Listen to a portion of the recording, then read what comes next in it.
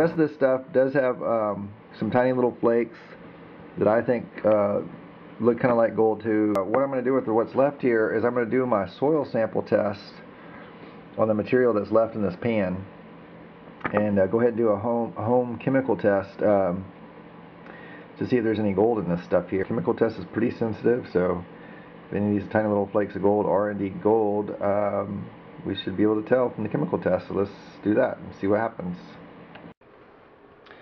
Okay, so like you, probably, if you're watching this video, I'm a novice at going out into the wild and finding gold. So those tiny little specks that I saw in my pan, I don't know for sure they were gold. I'm pretty sure that the pieces I found in here were gold. But before I make a special trip back out to the same spot to look for more gold, it would be nice to know for sure.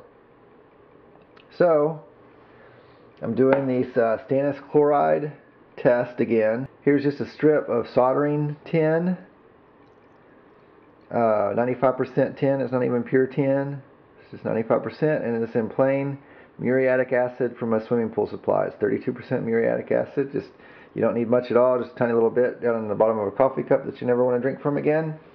And then what I actually do have here, is my gold chloride. It's a nice pretty yellow solution.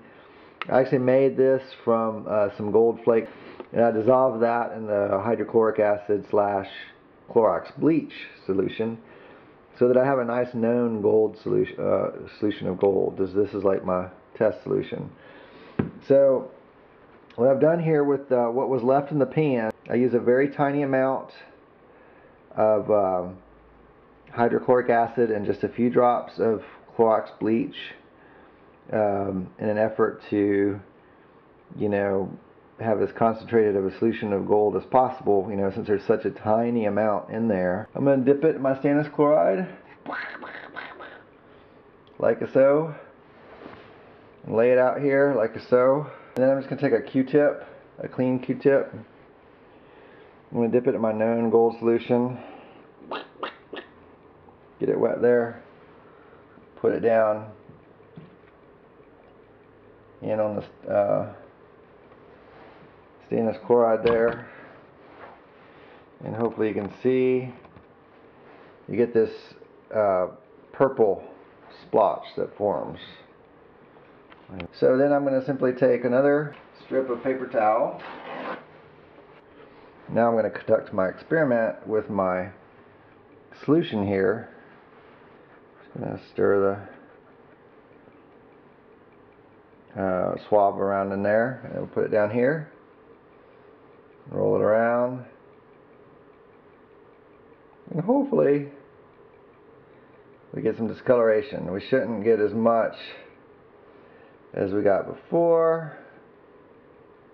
In fact, I'm going to go ahead and just pour some on it. Okay, that doesn't read, there's nothing. So I was getting worried.